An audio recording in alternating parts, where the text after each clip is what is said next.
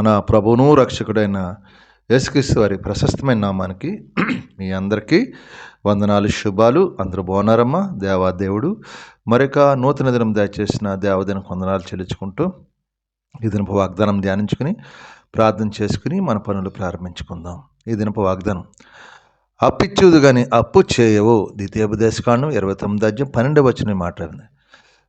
ఇప్పుడు అంత ప్రతి ఒక్కరు కూడా అప్పు, బంధకాలు, అప్పు అనే పెద్ద బంధకం.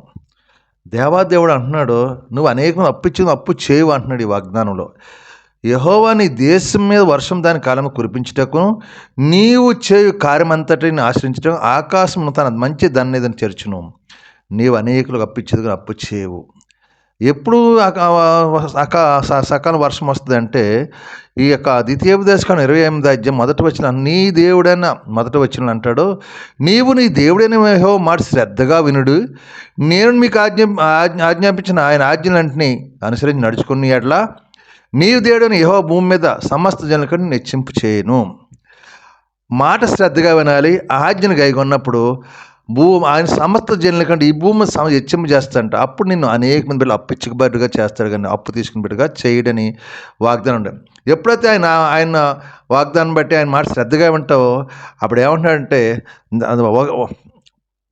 నీ దేశం మీద వర్షము స్థానిక కాలం కురిపిస్తాడంటే దేవుడు. నువ్వు చేయ కార్యమంతటిని ఆశ్రయించు, నువ్వు చేయి ప్రతి పనిలో కూడా ఆశ్రయిస్తావు. ఎందుకంటే ఆయన మాట శ్రద్ధగా వింటున్నావు, ఆ ఆజ్ఞను గైకొంటున్నావు కాబట్టి నువ్వు చేయి కార్యమంతటి మీద ఆయన ఆశీర్వాదం ఉంటుంది.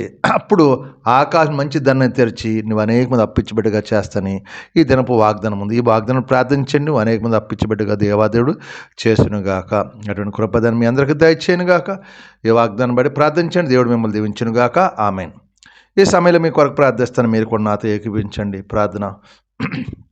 సర్వాధికారి, కృపగల తండ్రి, కనికరపుండా, ఆరాధనకు యోగ్యుడా, సుదల సింహాసనముద ఆశ్రయుడా, పరిశుద్ధులని వేలాదులతో కొనియాడుతున్న తండ్రి, నీకు వందనాలు, స్తోత్రాలు చెల్లించుకుంటున్నాం. ఈ దినం అయా మేము చేస్తున్న మా చేతి పనిని, మమ్మల్ని, మా యజమానుల తోటి పని వారిని అందరినీ దీవించండి, ఆశ్రయించండి. మా చుట్టూ మీకు కంచివేయండి, మీకు ఆపుదలు దయచండి. యజమానుల ద్వారా, తోటి పనివారి ద్వారా ఏకుడి రాకుండా అందరితో సమాధానం, శాంతి, నెమ్మది దయచేయండి. అయ్యా మా పనులు మరి ఒత్తిడి తీసండి. యజమానులు నెలలా జీతాలు ఇచ్చే కృప ఇచ్చిన జీతం వ్యర్థంగా పోకుండా మాకు కష్టార్జితం తినే కృప మాకు దయచేయండి. వ్యర్థమైన ఖర్చులు లేకుండా సహాయం చేయండి. ఎవరైనా బలహీనంగా బిడ్డలుంటే ముట్టండి, స్వస్థపరచండి. హాస్పిటల్ ఐసీలు బట్టి ముట్టండి, స్వస్థపరచండి. కుటుంబ సమస్యలతో బాధపడుతున్న బిడ్డలు విడుదల దయచేయండి.